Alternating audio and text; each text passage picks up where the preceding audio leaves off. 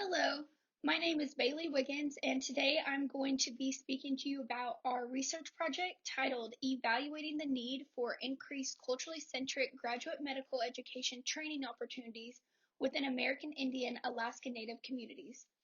We decided to evaluate this topic and explore it due to current literature showing poorer health outcomes and lower health status for the American Indian and Alaska Native population as compared to other Americans. Furthermore, Indian Health Services, or IHS, as well as tribal healthcare facilities, are facing a chronically high physician vacancy rate. These healthcare facilities provide services to 2.6 million American Indian and Alaska Native patients. Since participation by healthcare facilities in graduate medical education has been demonstrated to effectively combat physician workforce shortages, we decided to evaluate the need for increased training opportunities within the 10 states in the U.S.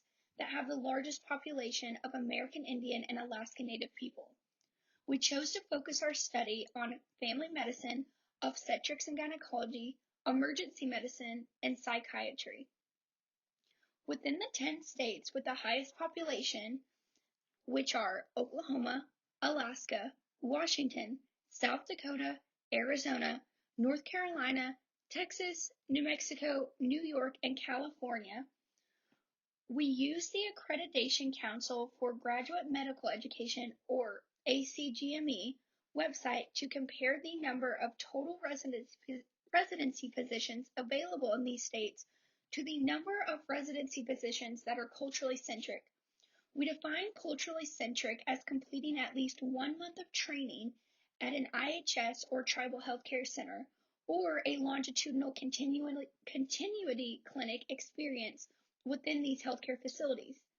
Using this data from the ACGME, as well as specific program websites in each state, we were able to determine the percentage of culturally centric residency position in each of these 10 states.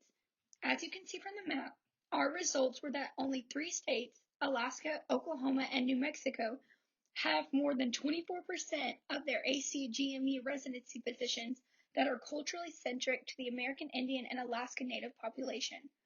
Our study suggests that in comparison to the total number of ACGME accredited family medicine, OB, emergency medicine, and psychiatry training opportunities, there is a significantly smaller number of positions in these specialties that are culturally centric, even in states where the American Indian and Alaska Native population is the highest. This further provides evidence that there is a need for an increase in GME training within IHS facilities or tribal healthcare clinics to potentially combat the shortage of physicians within Native communities. In addition to exploring ways to support tribal governments in developing GME programs within their healthcare systems, universities and healthcare systems should explore partnerships that allow for clinical training opportunities at the medical school and GME level. Oklahoma State University College of Osteopathic Medicine has been successful in this. They have opened an additional location of their medical school with the Cherokee Nation.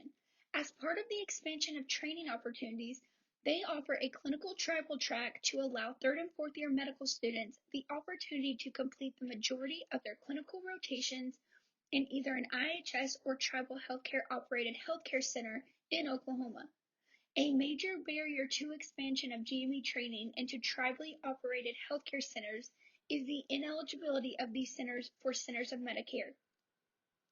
Our references are listed below, and thank you so much for listening today to our project.